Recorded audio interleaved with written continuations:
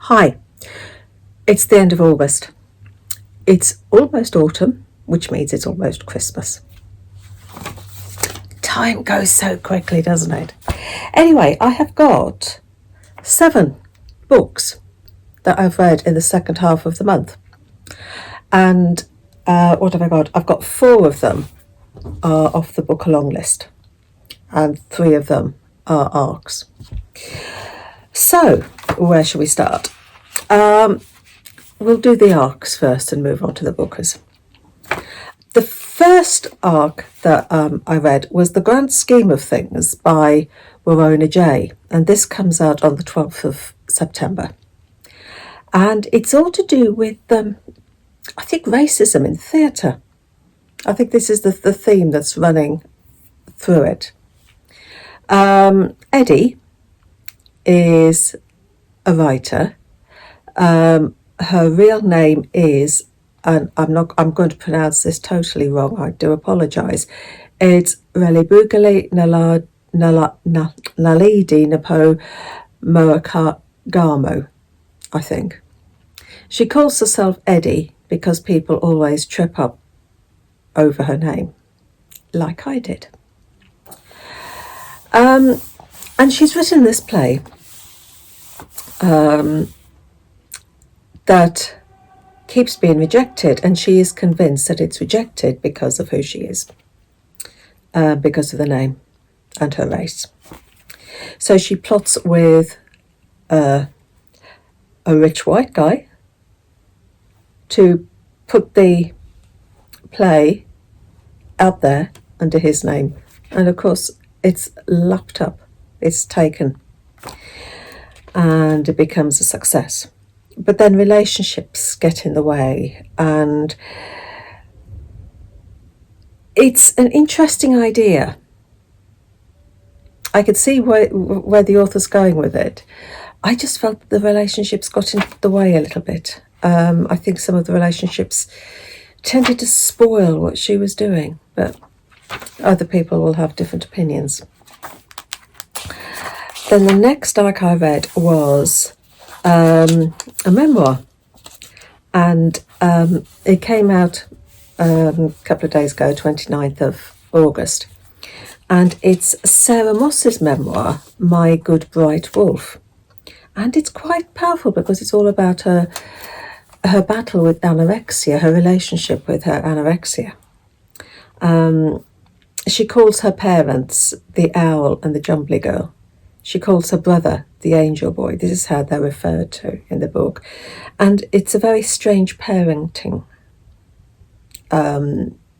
regime. The owl is controlling, but they tend not to. Sarah's sort of left very much to her own devices a lot of the time, but this is controlling element. The owl is always moaning at the Jumbly Girl about overeating and her size. And so Sarah can take, the only control she's got is not to eat. So not eating is her way of controlling. And it's something that she had when she was younger, but it comes back in later life as well. There are deep dives as well into feminist takings of classic books, which was very interesting to read. She says at the outset that this is not a misery memoir, because she had a secure home. She had loving parents. There was no hardship there, but it is a hard read at times. Then Matt Haig's new one, which again came out 29th of August, and it's The Life Impossible, and this is magical realism, and it's really, really, really nice. Grace, at the age of 72, she's a retired maths teacher who is full of guilt about her life. She lives in a little bungalow in Lincoln and potters about, and then she finds that she's left a house in Ibiza by a woman called Christina, who she worked with for a while. They were never really great friends, She was kind to Christina once, but Christina has given her this house. So she tootles off to Ibiza, and she meets Alberto, who was a very, very good friend of Christina's. He takes her diving, and her experience when she's diving changes her life totally. It changes her life, it changes her perceptions, and she finds that she's got a mission. It's otherworldly, and there's a sense of kindness, and of a sense that you need to be kind and responsive to people and nature and take joys in the little things. And it's a really, really nice read. So those were the 3 arcs that I read. And then we move on to the 4 bookers that I read that were off the long list. The first one I read was Richard Powers' new one, Playground. And this doesn't come out until the end of September. And I thought he was absolutely terrific. You've got 4 characters, Todd, Rafi, Ina and Evie. You've got 4 different timelines. And it's almost a love song to the oceans and a discussion about AI. Evie fell in love with diving. Todd and Rafi connected when they were at school over playing games. And Ina, she uses art to explore her Polynesian culture. In the present day, which is where we sort of find ourselves, all 3 except Todd, all 3 except Todd are on Makatea, this island in, it's Polynesian island, an island of 82 people, and they're going to be having a referendum because a big tech company wants to use the island for seasteading, which will bring wealth to the island, but it will also cause upheaval to the oceans. You've also got a man with dementia who's talking to an unnamed person. And there's a twist that I didn't see coming. There are gorgeous descriptions of the oceans. And I was just blown away with it, absolutely. Then the next one of the book was The Safekeep by Yael van der Wooden. And in this one, we're in Holland in 1961. And it's a story of Isabel and Eva and the legacy of World War II. A story of a house, I suppose, and obsession. Isabel lives in the family country house. She lives alone because her brothers live in the city. Hendrik with his partner Sebastian and Louis with a string of women. Isabel, you find she's repressed, she's obsessed with the house and everything in it. And then Louis' girlfriend of the time, Eva, she comes to stay while Louis is away. And Isabel's obsession takes over. She's convinced that Eva is stealing.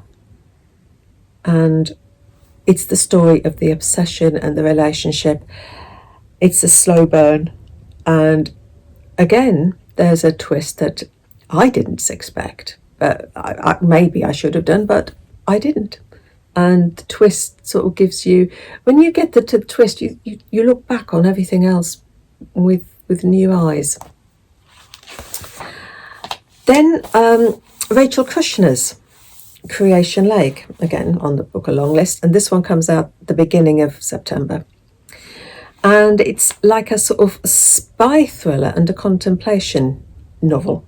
You're left thinking. You've got Sadie Smith, who's a former spy. She's been sacked from her federal agency and she's now freelancing. And her bosses, the people who've hired her, wanted to infiltrate a commune of eco-terrorists who want to stop corporate farming in rural France. Their mentor lives in a cave. He's lived off-grid in a cave for years. They never see him, but he contacts them by email. And in these emails, there's these long discussions about the Neanderthals, about a life of non-violence, about astronomy. A lot of stuff that gets you thinking. Sophie's bosses are wanting her to manipulate this group so that they cause action, that they cause murder and mayhem. And you see some sort of some past lives. You don't get to know her. I felt she was an unreliable character. But it's, I wouldn't, the ending is a bit thrillerish, but I didn't think it was a thriller in the thriller as you sense thrillers to be. And the final one I read this month was Held by Anne Michaels, which is gorgeous. I listened to it on Audible. So I read it. I listened to it on Audible, which is, you just drown in this beautiful, beautiful language, this beautiful prose and the imagery. And you start in 1917 with this man in a trench, in the trenches, wondering whether he's going to survive. And then he's home trying to rebuild his photography studio, and there is some sort of supernatural events there. And then you have sort of you moving on, and you have the episodes, you've got links to this man who's in the trenches, links to John. You get sort of family connections. You get more tenuous links. There's the idea of photography through it. War nursing is a theme. Marie Curie pops up towards the end. I'm not quite sure what the connection is. I think rather than family connections, you've got connections with science and faith. I need to get this again. I've ordered it from the library so I can actually read it, because it's easier to stop and think about a book if you've got it in front of you. You can see the words than it is when you're listening to it. It was gorgeous to listen to, but I now need to see it physically. So it's on order. It's about love. It's about memories, I suppose. The idea of being held. You're holding your child to you physically, and then holding memories after that, of past ones. It's the idea of being held. Absolutely gorgeous book. So those were the 7 that I read for the end of August. So, book of the month is very difficult. I read some super ones this month. Ellie Shafak's 10 minutes 38 seconds was up there.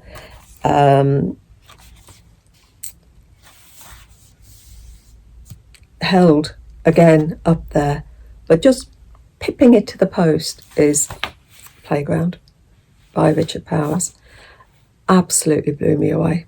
So that is my book of the month for August. Playground by Richard Powers, an absolutely super book. So when it comes out at the end of next month, try and read it, because, well, you might like it as much as I did. So that's it. We're now heading into September, so see what that brings. So happy reading. Take care.